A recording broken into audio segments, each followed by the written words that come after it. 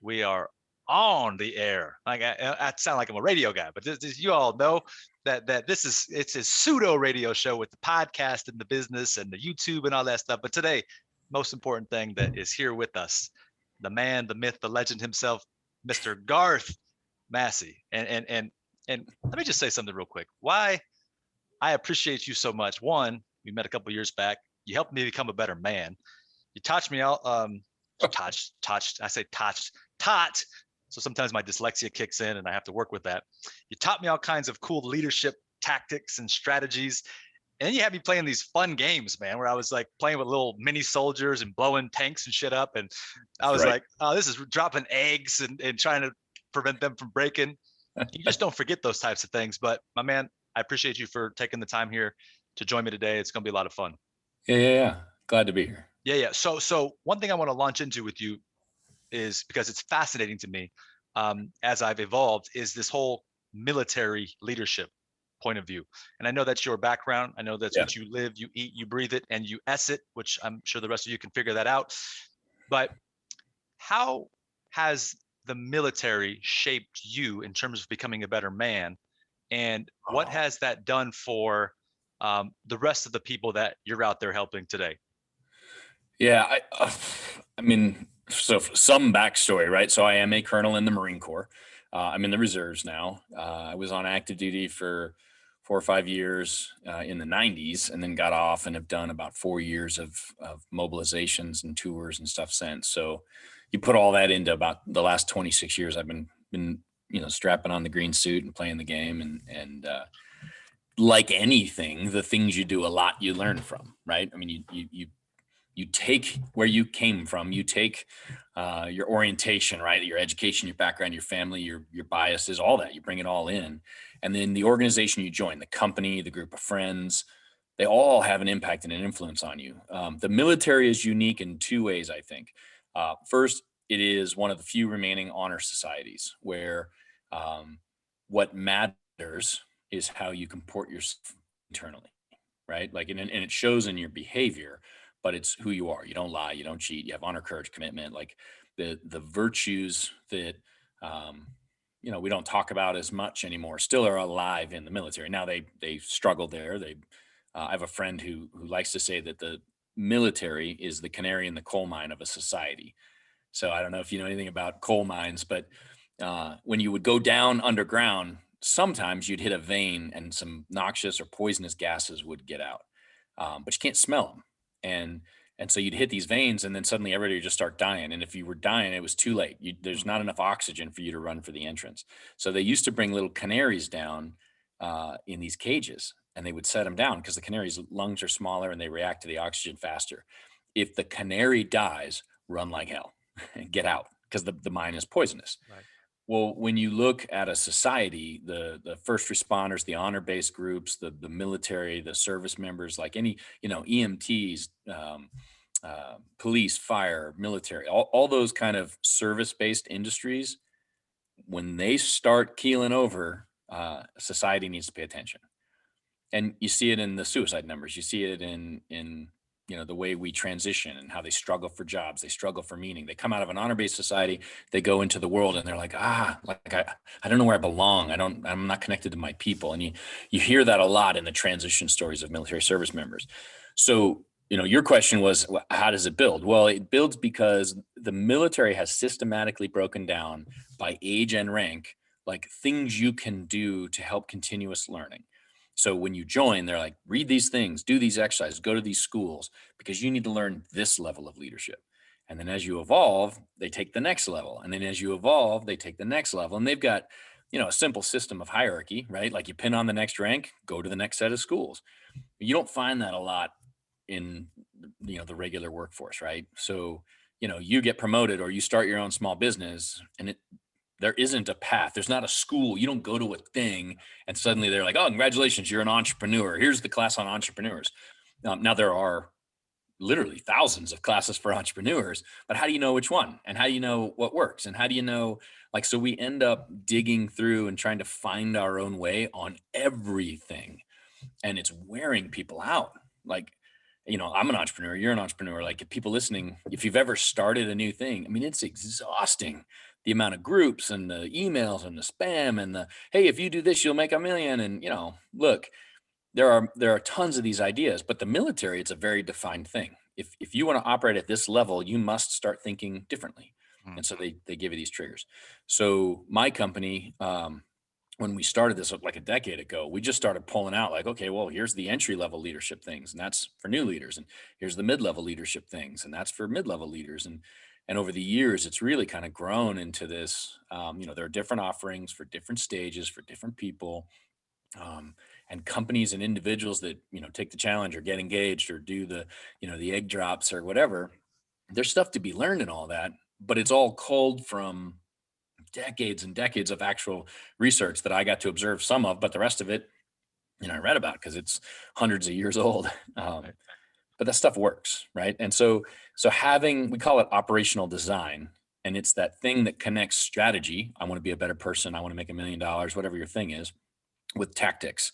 Today, I must post on Facebook, right? So the thing that connects your tactics to your strategy is operational design, and that has to be done with intentionality. Like, you have to do that on purpose. Now we call that continuous learning, parts of it, but continuous learning in the civilian market, where you can just easily look at your work week, and did you do anything that expanded your body of knowledge? I mean, if they're listening, they're doing it, right? So check the box, but then what are you going to do tomorrow and the next day and the next day? And the military is very good about handing you that stuff. Everywhere else, you got to make it. Got to figure it out. So, Yeah. thanks for sharing a couple things. One, and I'll come back to this in just a second, but the main question that came out of that, as I'm thinking, was, what do you believe to be the definition of a leader, right? Because you're in there, and I remember yesterday we were talking too. We did a little thing yesterday, and you talked about people are getting in there and they're doing it, right? Right. They're taking the action. Like, you got to get forced in there to figure out how to. Like you said, in the real world, most of us are scared to go do that. But in the military, it seems like you are forced to do it, and you got people there to back you up. But what that ends up making of you, in your case, Garth, the leadership, how do you define it? And then, what are some of the key traits of those good leaders, would you say? Well, okay, so the book definition is providing purpose and direction I don't through want the book I want I your know, definition. but you Damn it. got to start there. The Okay. book Okay. definition is a good place, right? Okay. Purpose and direction, using inspiration and motivation. I think motivation is like coffee. You could be motivated right now. You're listening right now. Hey, get out of bed, work hard, Yeah. get up Yeah. early. Whatever the thing is. Yeah. Great, Watch the do that. video. I'm excited. Let's go. But then, boop, 5 minutes later, you hit that. Inspiration's better. Shoot for inspiration. Purpose and direction, right? Those are key elements of leadership. And yes, it's the book definition, but if you internalize that, if you get to a place where you're able to say, hey, this is my vision. This is what I think we ought to be doing. This is the way I am going, right? You're not talking about your philosophy of life. You're living your philosophy of life. You are being the person you talk about, right? If you do that, others will see it, identify that purpose and direction, use that as their inspiration, and then push forward. So I believe that's a good working definition.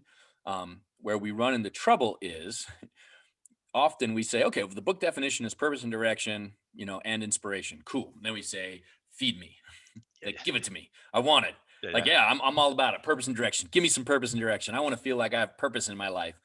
And then we look to the leader and say, you're failing me because you haven't inspired, or I don't feel it. And we forget that's not how it works, right? Just because you can put 3 words as a definition and say, yeah, that's leadership, the people who are following you still have to buy into it. So you either need to adjust your purpose and direction and live it better. You need to stop living a lie, which is another big one, right? Because people say they have, oh yeah, we have purpose and direction. Here's our mission statement. They put a banner on the wall and, it says, oh, we help others, or life through service, or whatever. But if you're not really living it, if you're living in less of an honor-based society and more of a pride-based society of like, what can I get? How can I get? What's mine? Those things will ring hollow, and it doesn't work, right? So the story I like to tell, a lot of people come to me and say, hey, we have a problem with employees. They lack initiative. Some of you who are managers and this could be an individual too, just like in general in life, right? Not just an employee, right? Yeah, so absolutely. Same thing. Could be an individual too, right? They come up and they're like, I'm just not inspired, right? And why? Well, because for the last 15 years, we've been like like injecting into people that like, oh, you got to have a purpose or you have to be passionate about your work. And we're doing it backwards. We're doing it wrong. Like we think being passionate at work is like you're walking down the street one day and suddenly you trip over, oh, I love welding, or, you know, whatever the magical thing is. The truth is, if trades is your thing, you're going to suck at it when you start. If art is your thing, you're going to suck at it when you start. If leadership is your thing, you want to be a manager. Well, one would question why in the first place, because that's a bizarre thing to like aspire to. I want other people to gather around me and let me tell them, right? So but you're going to suck at it when you start. And we somehow have sold this lie through movies and books and advertising that, you know, you're going to be suddenly passionate about something. And that's not the same as a calling. That's not the same as a vocation. That's not the same as a learning curve, right? There are going to be things that you find interesting, and that should be enough. You know, you find it interesting helping other people shape conversations and change their perspective on what's possible. I find it interesting talking to other people about alignment in what they do and the outcomes that they want to achieve, right? Well, that interest led to, you know, putting together a little class. I was a sales manager. I had a whole team. I was struggling with people doing prep for meetings. So I wrote a 1-hour PowerPoint class on like prepping for meetings, and I used the military's planning process for it. And it was great. And then people started using the military's planning process. And so I went, well, okay, that was something I was interested in. Now it works. And then I looked at the slides and went, these are no good. Let's make it better. And so I did it again and again and again. And then I offered to people outside of my sales organization and an interest that I had utility in, right? Like I benefited directly when people prepped better for meetings. Well, that turned into trial and error. So now I would give these classes and people are like, I don't get it. That doesn't make sense. Or this is stupid or whatever, right? You get a lot of feedback. But I took the feedback and I continued to refine it.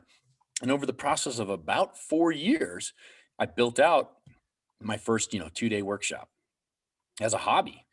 Just, hey, if I can get a group of people together and I can walk them through these skill sets, they come away better, or they at least have more knowledge. And then I made a major switch. Like that's when I launched my entrepreneurial business. I quit my job. I started doing Command Ready. And at that point, it went from like an interest to something that I was getting competent at to a quest for mastery. And I'm by no means masterful at making presentations or teaching a class, but it allowed me to ask a lot of really hard questions like, commanding is the most overused and often the most negative style of leadership. Yeah, that's where I do what I'm doing right now, right? I tell you, here's an idea, write it down. Here's a thing. Well, I'm teaching my classes by commanding, and then I'm telling people in the class, this is probably the worst style to use. But here's the next slide, click, right? And so it forced me to go back and re-examine everything in the way I even presented. And that meant I had to add experiential things. I had to let people try stuff out. I had to let them prove who they really were.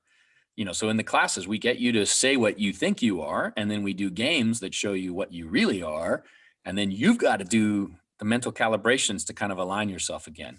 And whether it's, dropping eggs or the toy tank battles on a sand table or, the blindfolds or we got a whole bunch of the stick game, all kinds of stuff, right?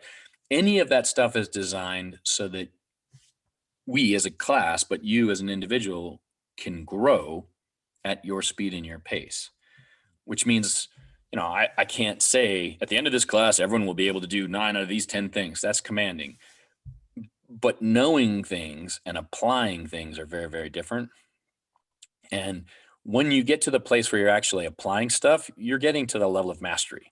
You're getting to a place where you have a degree of competence in whatever your field is, your industry is, that you start to, you build greater confidence. You can try new things. You can take known things and make small adjustments and really start to customize it and make it your own. And that process of developing mastery is where then the passion starts kicking in. Like now you're at this place where you're like, you know what, I'm pretty good at this. And when I do my thing, whatever my thing is, people around me start changing. Like they, you feel it, you feel the energy when you're, just leadership, like you're around a good leader. You're like, I want to be on their project. That's addicting. That's addicting. Yeah. Yeah. You get this sales manager and she's just rock solid and her policies are, but she's also supportive and she's mentoring and she's coaching. Like I want to be on her team because I know that if I'm selling there, I'll have space to fail a little. there's a room to grow, there's an opportunity to learn, and I'm going to make some cash. Great. And you jump on those teams. You get someone who's just real authoritarian and kind of, dictatorial in their process. And, what do people do? They resist. They get out. Right. And then They they don't want anything leave. to do with it. Yeah. And so whether it's you as an individual or companies, I think that purpose and direction matter a lot, because if you can identify it, then the second stage is figuring out like, well, okay, is this something I'm interested in, or is this something I've done a ton and I actually am getting good at and getting closer to mastery? And then, you make life choices. Like, do I want to continue, to try these things out? I mean, I have young kids and old kids. I have lots of kids. But like my young kids, like one day they're a ninja, the next day they're an astronaut, like in the next day they're Spider-Man. I mean, they're just like testing out job options, and it's everything. Today they're running around the yard with the Millennium Falcon, or who knows, right? Like they go from being a Jedi to being an elephant. So let me jump in right there, because that's fascinating. And for the average adult out there that might be, acting like the kid that's trying things out because one, they're unsure, no purpose, no direction. They have some interest or they're finding things interesting. What's the advice for them? Is it try more faster? Is it, pick something that's calling you, and you use the word calling, your attention there, and spend enough time with it to figure out if it's worth developing? I mean, that's a very tricky place for a lot of people. I know, I've had so many conversations personally where it's like, oh my God, I'm so good at this and this and this and that. Hell, I've even experienced it. Sometimes I still feel like, well, yeah, I'm really good at this too. And I'm this. It's like, shit, I'm 35. And I'm like, well, okay, but let's come back here, right? So centering yourself again. So I'm curious where you stand with that to help somebody figure out, okay, there's a lot of moving parts in what you just said, and I understand the sequence. But in that middle of that sequence, it's like, how do I know, or how do I stay with it long enough, or how do I really get nitty gritty with that to end up at that destination? And that's Yeah. kind of, So you don't get to know. hmm, And that's where people, I think, struggle. I struggle, you struggle. I mean, you don't get to know, right? Uh, One of the fastest growing fields right now is life coaches, right? Because we're working from home and we're all passionate about ourselves, and we were told passion matters, right? Like, I like me. Hey, you know what would be helpful if more people were like me? And so I put life coach on and I go around and I say, Manny, you're a great guy, but let me talk to you about having 6 kids, right? And so we have a plan and can see a path, but there's a great quote. I can't remember who said it right now, but it's not mine, sadly. Um, but if you can clearly see the path in front of you, you're on somebody else's path. Like, mm, I could tell you the 6 things you need to do next. I could easily, like, we could talk for a couple minutes about your business, just and I'll gave be me the like, chills. you know what you need to do? You need to just focus on this one thing, because it's not my path. I don't have the process of a decision or discernment or any of that to get to a place where I'm making a choice. I'm just telling you what it looks like. So we look at other people's lives and we're like, oh, it's so clear, Manny. I mean, you should grow that goatee out. You should braid the left side of your hair and you should switch from purple to orange. Boom, you're going to make $1 million. Well, that's easy to say, right? But it would be hard for you to be like, oh, okay, I'll do all those things, I guess, and does it work? And did that make you feel better? And you could go down a rabbit hole of trying to follow somebody else's path. But because we feel so certain about what everybody else should do, we feel like we should have that same certainty about what we should do. Um, and I think if you're being intellectually honest, it's always harder, to know what we should do. Mhm. So I think, and what I try and do is I have, a set of principles or values. I live by those. You're 35 and you're running a podcast that's got downloads and people listen to. You've got, small business work you do on the side, or it's a full time now with the sales acceleration and the training. Well, great, do those things. And at some point, you have to make a decision when the person comes to you with the creative memories, multi-level marketing thing, making clipbooks or something, and you have to say no, like, because you don't have time to do everything. But it's not about choosing the right path. It's about choosing your priority. Like right now, my priority is to launch, the online training thing that's coming out next week. That's my priority. And so when people call up and they're like, "Oh, you can make $5,000 a week if you do this thing," I ignore it, Right. because it's just noise. And if the voice comes down that says, "Hey, you're 35 and you still haven't, learn to play guitar, speak Spanish, or cook the perfect omelet. Well, okay, but there's no requirement that that's what you have to do. So I go back to my character or my values or my purpose. Well, what do I want to do? Well, I want to help other people accelerate their growth. I mean, and what does that even mean? That means that when I'm working with or talking to or sharing with other people, I have an opportunity from the cheap seats, from the stands, to see them excel. I want to see your business grow, and I want to talk to you about it and as it grows. And in the process, I'm going to gain. I'm going to get insight and ideas because I'm having a conversation with someone who has purpose and direction. You want to grow your business, you want to help other people, cool. I'm in. I want to ticket, I want to sit, I want to watch, right? And I want to learn from it because I'll reflect on it and think about it. And I'll apply stuff in my own life, but that's what I'm shooting for. So if you spend your time talking about all the things you don't have, oh, I'm 35 and I don't have this and I don't have that and I haven't achieved X. I mean, our brains aren't made to work that way. I mean, we're predators, right? Human beings are predators. You know why we're so great at getting stuff done? Because we have eyeballs in the front of our head. We look to our targets. We look at our goals. If, you tell yourself, oh, don't forget this thing, you're going to forget it, right? We have to say, do this thing because we are wired to acquire a target and track it down and crush it. Like that's how we work. We don't have eyeballs up here looking for things behind us because we're afraid of being jumped, So you've got to phrase the things you want as goals, as obtainable, as intentions, right? You have to prioritize. Heck, even the word priorities didn't exist 50 years ago. There was no S on priorities. You can only have one. How do you have multiple? These are the 10 most important things. Like, that's what cracks me up every time, somebody does like a YouTube video and they're like, there are 37 steps to, okay. Like nobody's going to follow 37 steps. If you're in sales, you're going to follow some simple principles, right?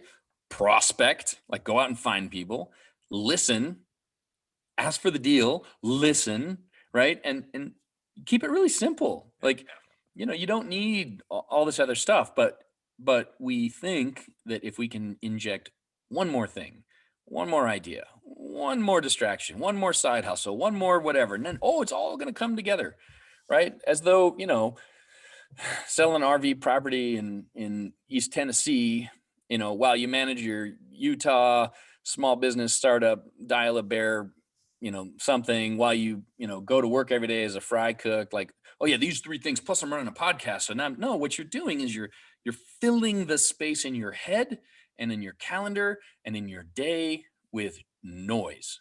You are achieving nothing. You are doing nothing. You're just spinning plates everywhere, right? And so I got distracted, but that if you think having multiple priorities works for you, like how long do you want to play that game? In the military, in tactical parlance, we say, if you have more than one main effort, you have no main effort. Like you either pick what is the priority and just work on that. It can change. You can shift it. Every time you go through a new phase in your life, you can adjust it. No problem. Pick a new main effort. It's great. And people think that these are static, fixed things forever, and they're not. But in the moment that you're in, do that thing and do that one thing well, and stop trying to do 10. Like, I love the side hustle thing. It's the American dream, right? You go out, you make a little extra money, but at least acknowledge if you got a side hustle, you're not doing your hustle right. Right. So either let the hustle go and get on the side hustle and grow that thing, but I always think of the analogy, like you're like a person, not you, but right. The side hustle champions, they've got, I've got 6 different projects and yeah, they get a lot of energy because they're all running around. And everyone's like, oh, that one's going to be good. And that one's going to be good. And, they're like a person with a foot in 2 boats. Sometimes it's great, right? But as soon as the current comes or, they're out. You slip a little, like the boat starts slipping apart. You can pull them back together, but it hurts a little and it uses muscles and it requires energy. And then they drift apart again and you got to pull them back together and you better not fall asleep because you're falling in, right? And all you get is, a sore groin and tired thighs and just pick a boat, get in a boat, row. You'll go farther, you'll go faster. And is it scary? Yeah, it's scary. That's why they're called side hustles, because jumping in and committing is terrifying because you're probably going to fail and you're going to have no money and you're going to have no place to live and it's going to be scary. That's why most people should not be entrepreneurs. They don't have the risk tolerance for it. Right. And most entrepreneurs only start one company because they never want to live that again. Hmm. Like, it's no fun eating top ramen when you have a family. Like, that ain't good. So you can't afford to take risks. And that risk tolerance drives fear, and then fear drives our decisions. And next thing you know, instead of committing and doing your one thing right, you're doing 5 things because you're like, well, I'm raising the family and I have to have a job because I need a steady paycheck. But let me tell you about this deal. If you give me $100 and you get 3 friends and they each give $100, and that's why, like, we do that. Like, we think that's gonna, or we do the magic one of the lottery. I'll just It's put an $5. illusion. Yeah, it's an illusion. It's an illusion. Yeah. So it allows us to do things like buy toilet paper because there's a virus on the loose. Everyone run to the store and buy toilet paper. Like, what? It's not doing anything. But you know what it is it's action. And so you have 2 choices. Get a mirror, look long and hard in the mirror. And if you don't like something you see, start fixing it, work on it. Like, it's terrifying. Leaders, it's terrifying looking in the mirror. You can do that. That's hard work. It's going to hurt, and there are certainly things about your personality, my personality, whatever, that when we look in our own mirror, we're going to go, oh gosh, why do I do that? I don't want to be that person. Right. And you can work on those things, or you can fill your day with activities and you can run around and buy the, figurative toilet paper of the day and just fill up on it. Load your shopping cart, run around. I have lots of toilet paper. Great. But you're never going to use it. And it's just everywhere. So that clutter fills up our house, 6 degrees. And, if I take this one more executive online course, and if I do this, and if I do that, and if I do that, it gets to be a distraction. Do things that narrow you down. I like that. And so many great things you just said right there that I can go into. And I mean that. The one thing that really hooked me about 4 minutes ago was when you said you have a really strong set of values. And the reason I think that's fascinating is because it wasn't until maybe, I say 9 months ago, like you said, doing a bunch of stuff, but that value thing and that standard thing and that principle code of conduct type of living was just a thought that was floating by in outer space for me. And then I got hold of it and I was like, wow, I need to work on this, because it started, like you said earlier, to bring me into alignment. Right. So when you talk about that, for those that are listening, how does one get in tune with what those values need to be? What is the process for working those? And then in one way, cementing them. And does that even mean that they stay that way forever, or do they evolve? Right. So, like, what would you suggest from your standpoint would be the best effort to put those together? Yeah, it's like an onion with questions. I'll start with the end and work my way backwards. Yeah. Yes, they evolve, of course. Okay. But it's not that the values themselves change, it's that your ability to understand them changes. So the longer and harder you work on it, the more refined your understanding becomes, and the easier it becomes, to embody them or show them or live them or discuss them or debate them or whatever it is we do. There are thousands of years of historical examples, of what virtues or values are important, right? None of them include things like make more money. That's not a value. That's like a task. That's a thing. It's a byproduct of a life well lived. And we all know, the old adage is like, you can't take it with you. Like, it's not, you could die with the most toys. I guess that was a thing for many years, right? But the reality is that's not how you find happiness in life. In fact, I think even chasing happiness is a dangerous, dangerous undertaking. The truth of what we're looking for is a flourishing life, right? It's one where good things and bad things happen to you, and yet you're growing through it. Like, you're improving, or you're engaged, right? And you're getting something out of it. Even in pain, we can get something. I mean, we learn at the pain of adjustment, right? Like as we change, evolve, and grow, it hurts sometimes, a lot of times. Think of kids, right? Like, they go through a growth spurt and they're like, oh, my legs, I can feel it's just itchy. Well, yes, because your leg is literally stretching out. Like, so there's that. So where do you start? Well, I went back to ancient Greeks and through faith and, got down to some of the core things. And if you look at ancient philosophers, they talk about the 4 virtues, right? Temperance, prudence, justice, and courage. I got it on the shirt, right? There it is. Temperance, prudence, justice, and courage. Not in that order in any particular way, but understanding what those things are. Our world could use a ton of that right now. Temperance, take everything in its even measure, right? Like you don't have to get incredibly pissed off or outraged. You don't have to be incredibly dead to the world and incapable of feeling emotion. Find the middle ground. There's a rise in stoicism and in many of the faith-based ideas or ideologies, where temperance is talked about, and it's frankly it's solid. It's really good, because think about it. If you're outraged or pissed, you're at the extreme limit of your emotion, and in that place, you can't observe, you can't learn, you can't communicate, you can't negotiate, you can't make things better. All you can do is break stuff. So temperance is good, right? If we want to, solve the world's problems, once you're done solving yourself, which is almost a lifetime thing. So you'll never really get around to the world's problems, but a little bit of temperance is good. Prudence is being able to use reason. If you're basing all your decisions off what you heard on the cable news networks at night, you're living in a world of propaganda, and you're always going to be a step behind, always. So develop and practice reason, understand, if this, then that kind of things. Like understand and be able to explain what you believe and why. Why are you working in the job you're in? Why are you running a podcast? Like, what are you trying to achieve? What's the value in what you're doing? Talk about it, right? Develop your prudence. And then justice and courage are easier ones because, well, justice is used incorrectly a lot. But, it's not might makes right. And that was a topic of much debate.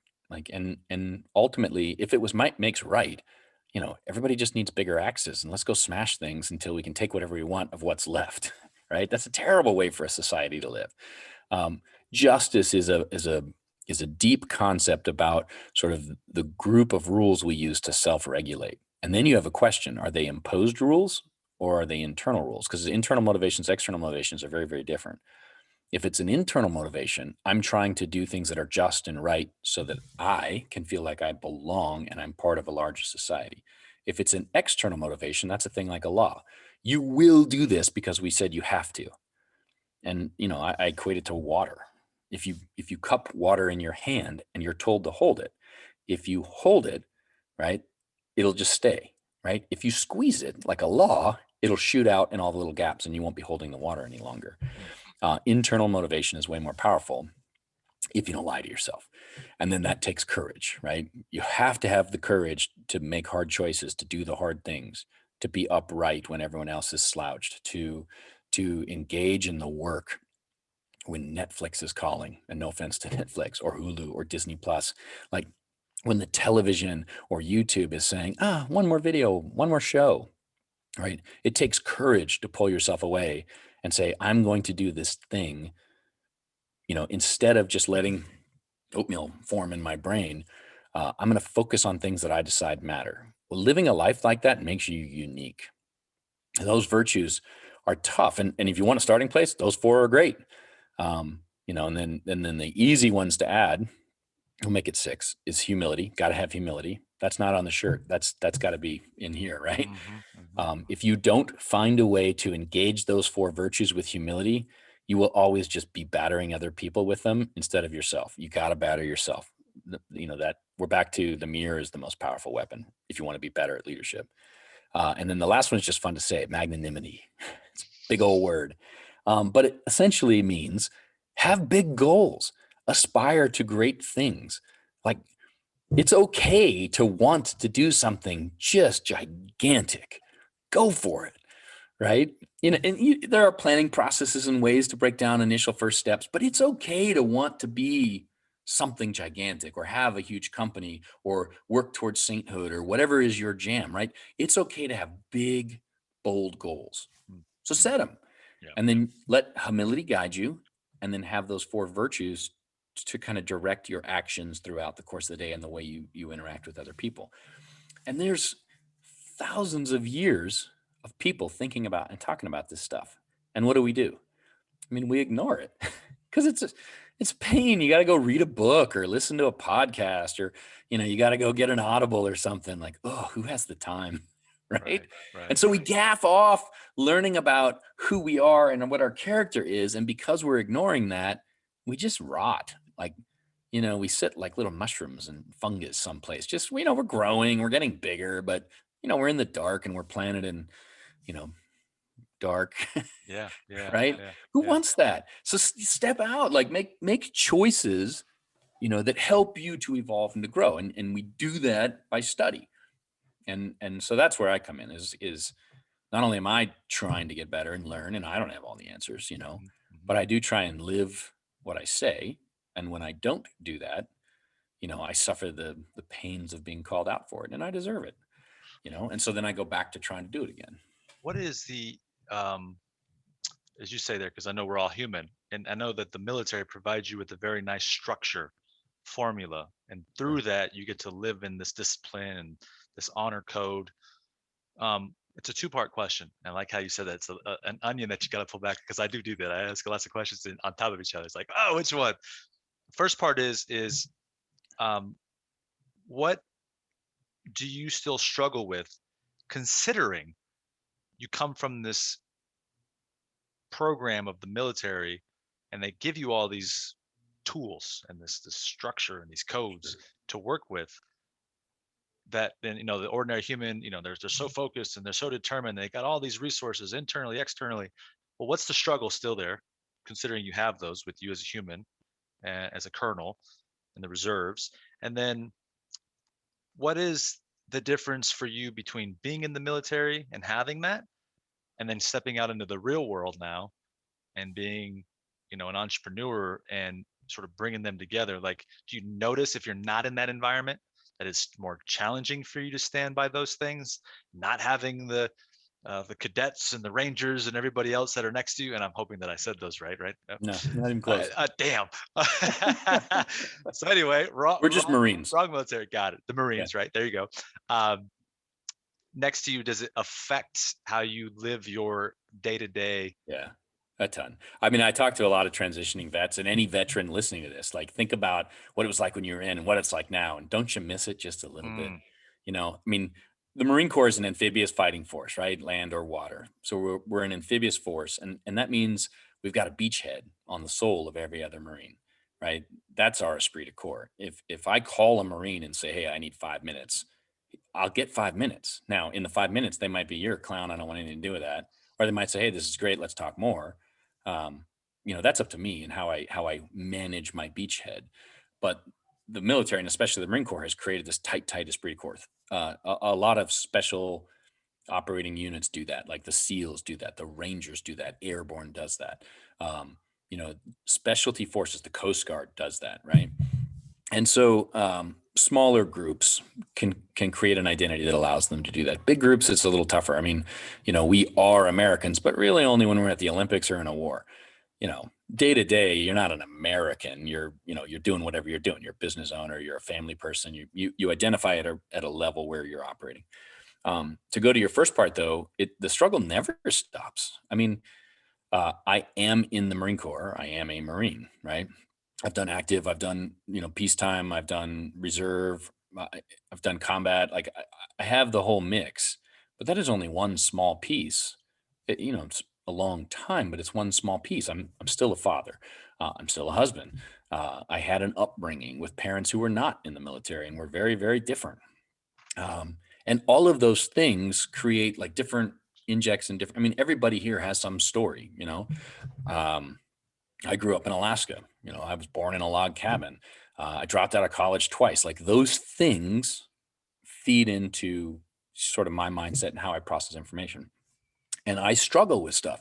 And even like, you say, oh, well, you're a colonel. Oh, yeah, that makes it worse almost, because if I put on the green suit and slap on the Eagles and I go walk down to the base, everybody, oh, sir, you walk into the room and nobody wants to talk to you and they all just, right? Because as a colonel, you could give them a task. You could show up and say something.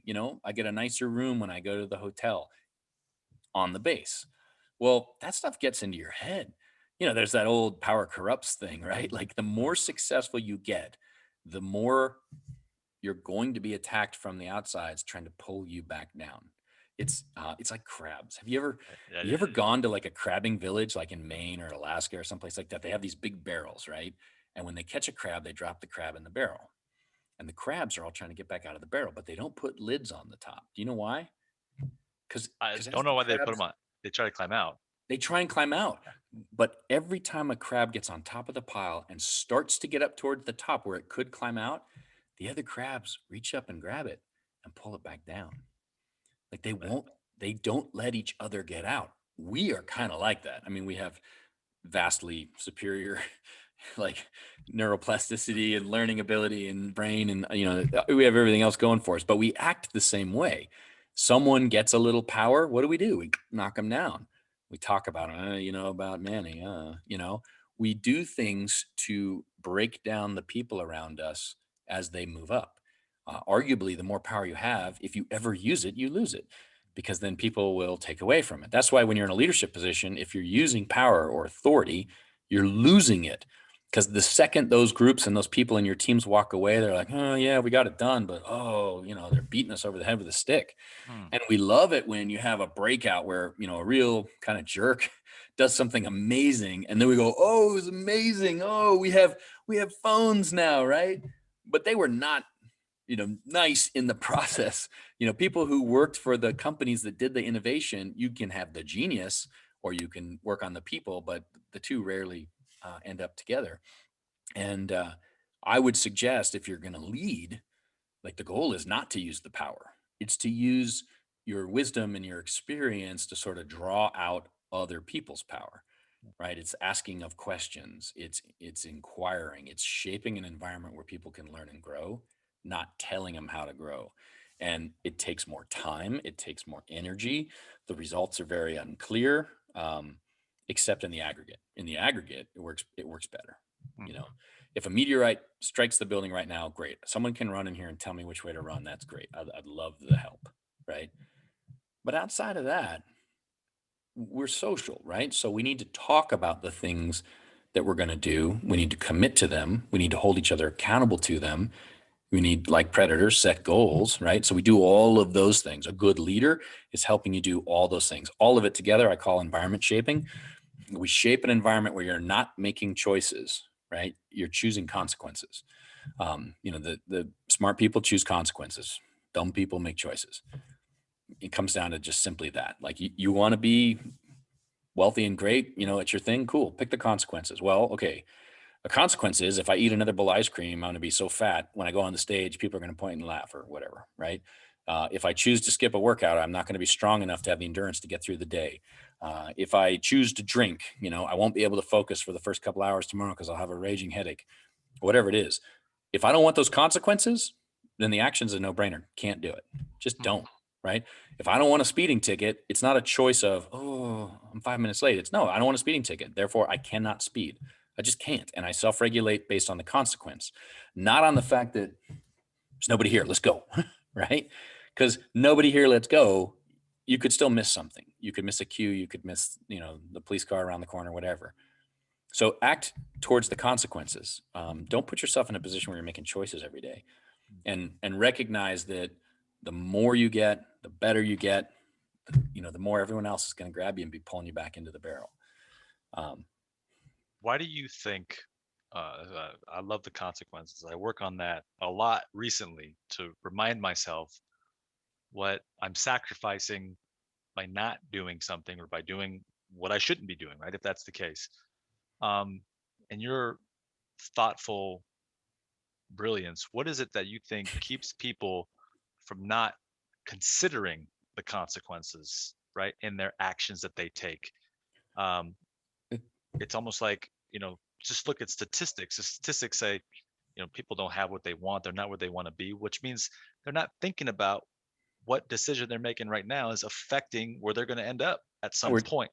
we're terrible at that. We don't project to the future state. We worry about the future as though we could control it. You can't, Mhm. right? It is unknowable just by definition. And so we spend a lot of anxious time worrying about the future when we can't control it. But we don't think about the things we're doing right now that could get us there. You are probably your best mentor for the future self. The thing you do today is the mentorship, is the coaching, is the growth for future you. But have you ever watched The Simpsons?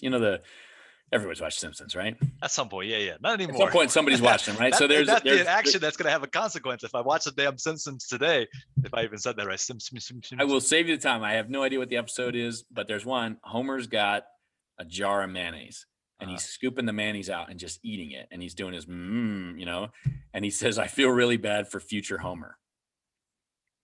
He's still eating the mayonnaise, right? And he does recognize that his future self is going to have to deal with the blocked arteries and the, whatever the outcome is of treating yourself so badly. But in the moment feels so good. So we do that. And that's where courage comes back in, right? And temperance comes back in and prudence comes back in. Like you can look at that and go, yeah, the cookie's going to taste great. Yeah. But I'm living for the outcomes. I'm not living for right now, right? I want to be someplace else, then there's no choice, right? I can't eat the cookie because it works me towards these bad outcomes. And hey, I've eaten a lot of cookies, right? But I don't beat myself up about it. I have to go back and be honest about, well, is it really a goal? Or is it just so much of, this? Because most of what we do is this, I want to be thinner and faster and have thicker hair. Like, okay, great. Well, then do the things that get you there. And if you're not doing those things, well, then you don't really want it. So stop talking about it. Talk about what you really want. And I find people are fascinating when you find the ones that know what they really want, or at least what direction they want to go in. We're back to purpose and direction, right?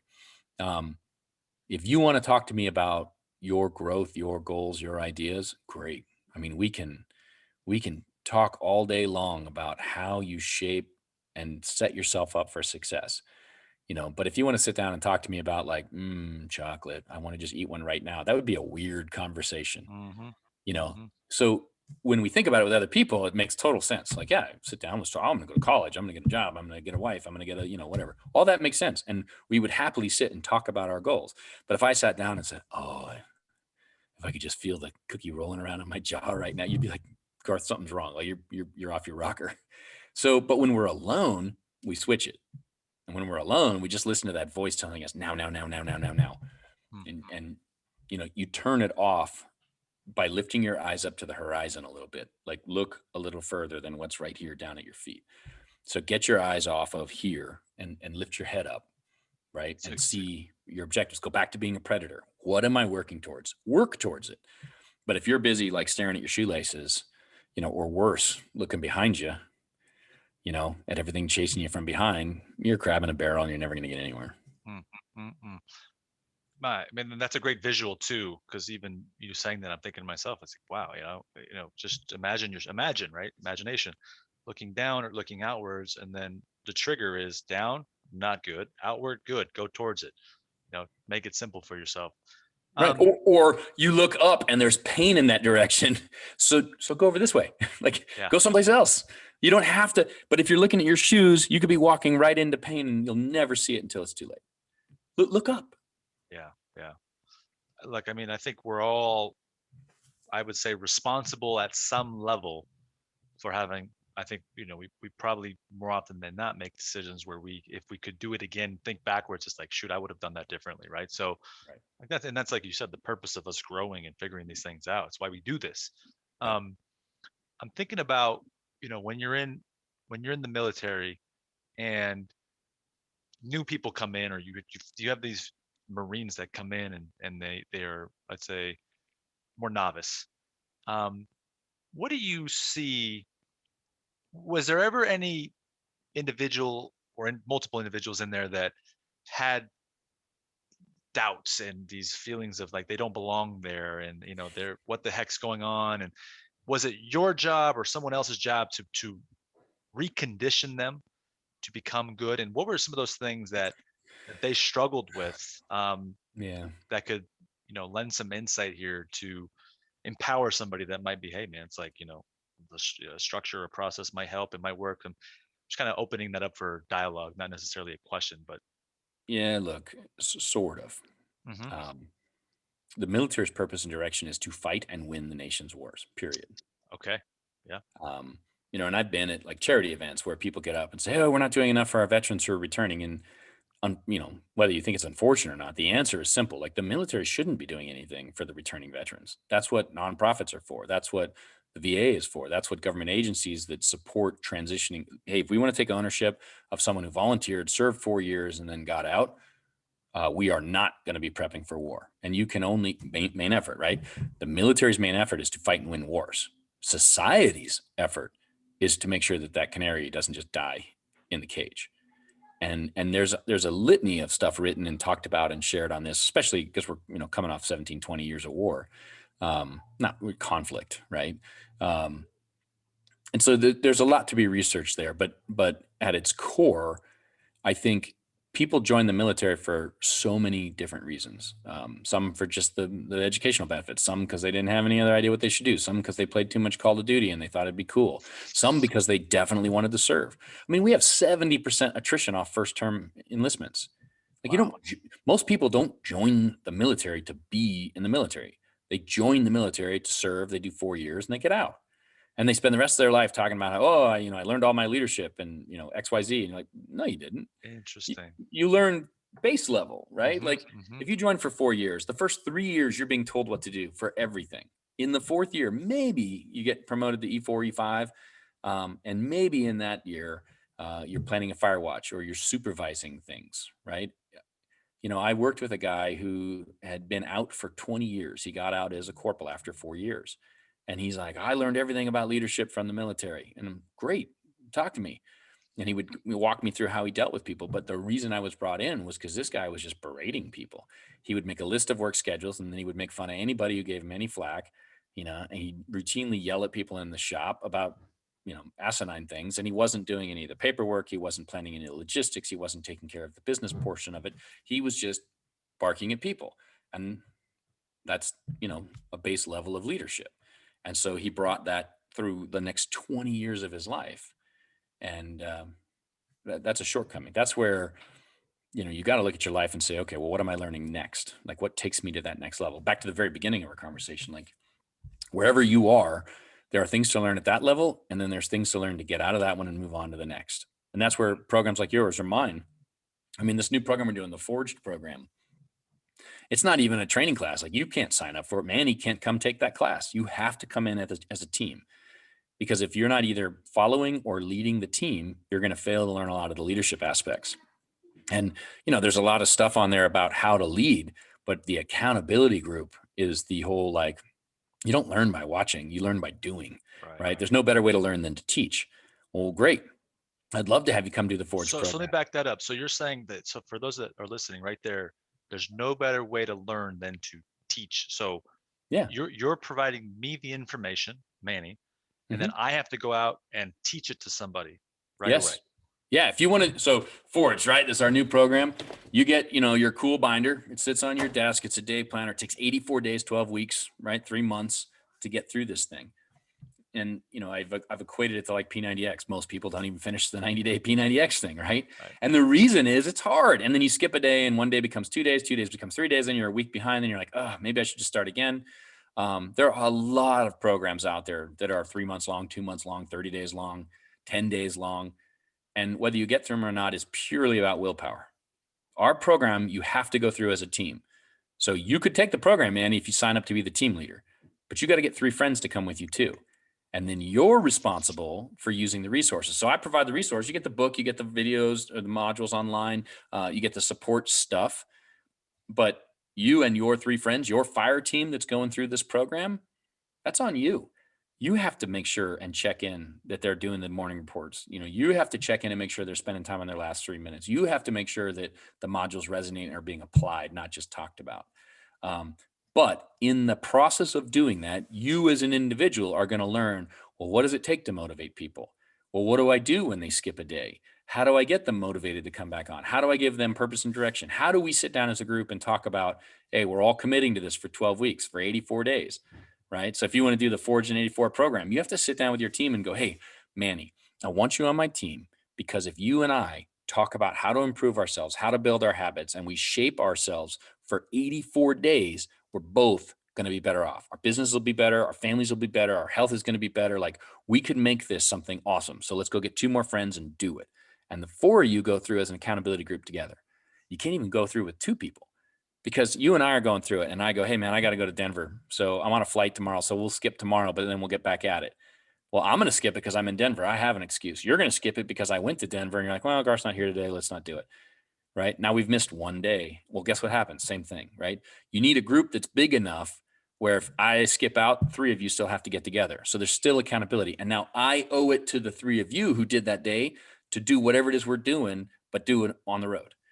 Right. And so that accountability portion allows you as the team leader to teach, right? Even though we're all learning the same material, you have a moral obligation to help your crew through.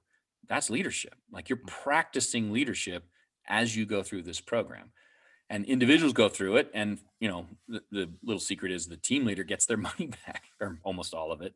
They get 70% of their money back, 75% of their money back at the end because they led the team through.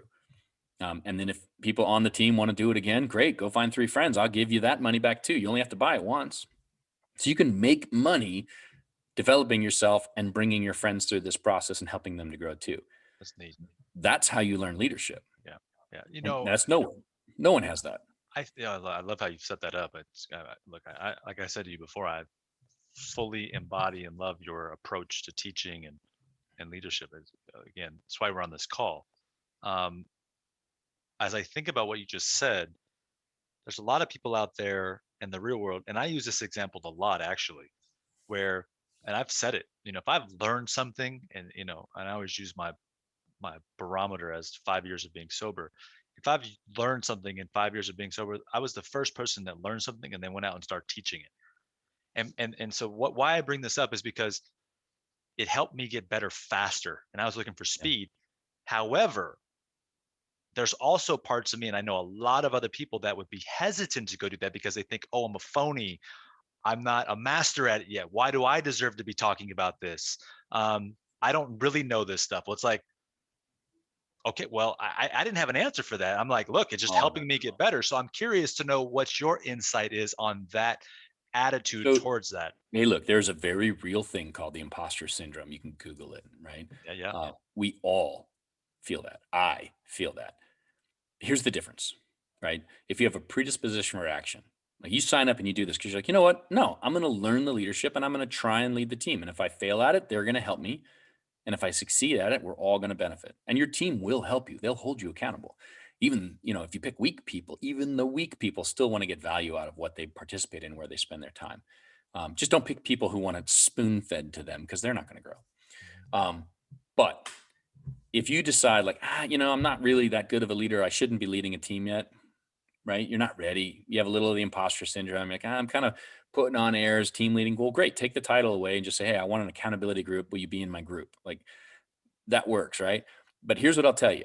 If you don't take the step, we'll be having the same podcast conversation 10 years from now, only you're going to lead with, well, I'm 45 years old and I'm doing, right?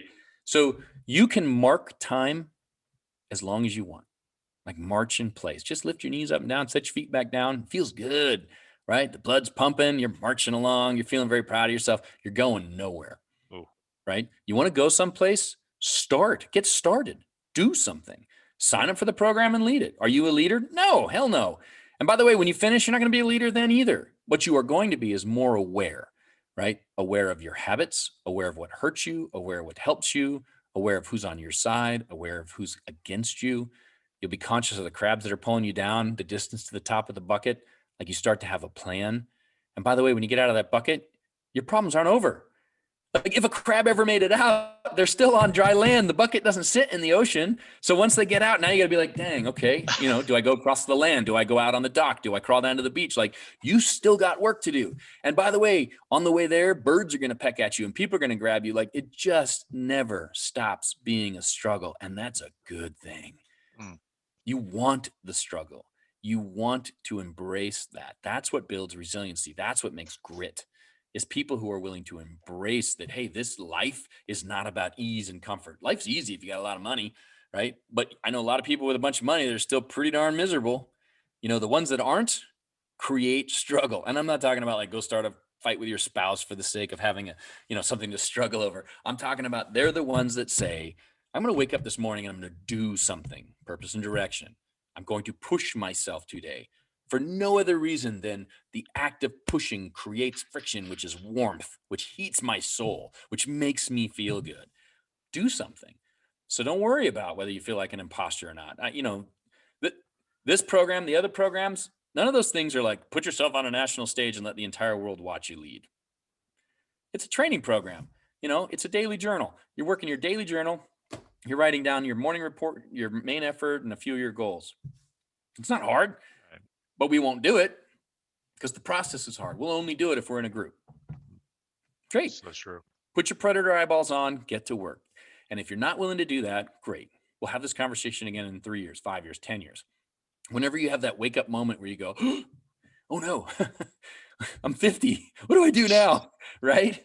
Not I mean, a I good did place the to math be. one time. The average age of the American, right? At 50 years old, you have 10,000 days. 10,000 days. By this time in your life, you've written a check for $10,000. So that's not a massive amount. It's a lot of money, but it's not a lot of money. You can visualize it. Mm-hmm. Right. And it's just big enough that there's no panic. It's not like, if I told you you have 300 days, well, that would freak everybody out. Right. 10,000 days, you've got decades, but not limitless. Right. And so when you look at your life in that scope and, you want to figure that out, great. You're 35. So you get an extra 15 years times 365, add that on, boom. That's how many days you have left. You're in the thousands, but it's not a limitless pile. And purpose and direction allows you to look at it and say, where I'm sitting, I got 10,000 days. What do I want to do with it? And if I can identify what I want to do with it or what I'm interested in, even because I got goals, well, then start working towards them. Get off your butt. And that's it. It all comes down to that. Just get off your butt. Do something. Always on the grow. Always on the grow. I see it right there behind you. Just say what an excellent way to taper off at the conclusion, right? And just bring it home. It's a wake up call right there in those last 90 seconds, I think, for people that are listening. Okay, man. So I know you're doing some great stuff. Got this new program coming out. Where can people find you? I do have one more question that does relate to what's behind me, but where can people hook up with you, find you, learn more about you? The whole rap that comes along with that. Yeah, look, the name of the company is Command Ready. You got my name here. You can LinkedIn, Google, Bing, whatever it is your jam. Command Ready is easy to find, commandready.com. If you want to get in the program, if you've got some friends or your company wants to grow managers or leaders, it's called Forged in 84. It launches next week. And it's forged in 84 days, but we don't say days. So forgedin84.com or commandready.com, both take you to the same place. You got to have a team of 4. And then one of you has to be identified as the team leader. They get a little special extra stuff to help them through the process. And then when you complete it, you're a member for life. So then, you're in our little private network. I have all the same social media stuff as everybody else, but we have a private little channel for people who are actually in the Forged program. And there, you can Q&A and we can kick ideas around and we can talk to real experts and bring them on. And we have these collaborative virtual meetings where we do all that stuff. Once you're in that sphere, well, great. Then you can go build more groups and there is money to be made, gathering people around you. And every time you work a group through, you're going to learn new things. You're going to practice your actual leadership. And as you practice your leadership, you will grow. And as you teach it, you will grow. And then you're going to see it in every aspect of your life. And, so finding me is easy. Taking the challenge is a little trickier, but you're the guy you're the guy to do it with, man. So I just, again, based on obviously evidence of where you've come from, what you've done, and then your continued commitment to want to help people lead better and become better human beings. It's great. And like I said, when we met years ago, it was just neat to have that experience. People don't really forget experiences, right? And it's like, wow, how'd that help me? What was the impact of that at that point in my life? And then people go on and they start working and they keep doing things, and you come back and you have a chance to, bring it back together and see how to add more value to the world. So this is great. This is really cool. Thank you, man. Thank you for all you do, brother. And thank you for, obviously, I know you get it all the time. Thank you for your service. Right. And it's been a pleasure, actually. I've loved it. I've loved it all. Good. it has shaped all. I mean, I got all the fancy coins and the, Yeah. the unit stuff, and it's been a blast. And I I'm think I hanging on have as a long as I coin can. over here that you gave me, actually. You, sir, are a Command Ready graduate, so yeah, you Yeah. better have a coin. Dude, give me a second. I mean, and I know I'm off camera right there. I got some stuff right here, right next to me. Oh, dude. Whoa.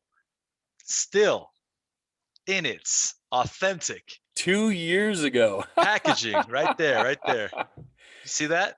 So that is Military it says leadership Command Ready on there. The methods. company name used to be Military Leadership Methods.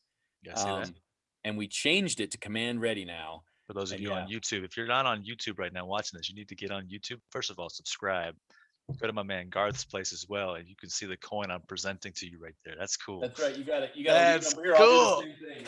Right? Yeah, my man. See, I was like, I know I have that coin next to me. So I got hundreds of these, but this is the new one. If you step up, right? So it's the Command Ready coin. Oh, that's cool. Which is awesome. and then on the backside, temperance, prudence, justice, and courage. Nice. And that's how you get to leadership. Yeah. So great reminder coin right there, man. Great for triggers. Put it in your back pocket, carry around with you, look at it. Tokens, yeah, yep. And that's what they are. They're reminders. It's a physical manifestation of a set of values. Mm-hmm. So you can hold it, you can keep it, you can look at it, you can put it on your desk. Yep. And that's we give these out when you graduate. You got to get through the program. Yeah. That's a reward. Coins are earned, not given. Yeah. I love it. All right, my brother. So my last question for you, as I always ask everybody, what does always on the grow mean to you? It's continuous learning. It's everything we just talked about. I mean, it's embracing a mindset that you're supposed to be struggling. You're supposed to be trying. You're supposed to be growing. And if you're not, you're just repeating wherever you're at. You're stuck. And sometimes in our lives, we get stuck. We get tired. It's hard, but you can't stay there. If you stay there, you just become dead to the world, and that's no good. So find a way to grow in whatever way that is. Do your jam, but challenge yourself always. As Garth would probably say, lead yourself, right? To be a great leader of others. I just made that. Hopefully you like that. No, I love it. It's good. Get that mirror out. Yeah. All right, my brother. Well, there you go. The famous fist pump, man. Appreciate you. I'd love to do this again in the future because I know there's so many different conversation points and topics that we could bring in that would just be so anytime great to discuss. So you're the man, brother. Appreciate you. Yeah. All right, brother. Bye-bye.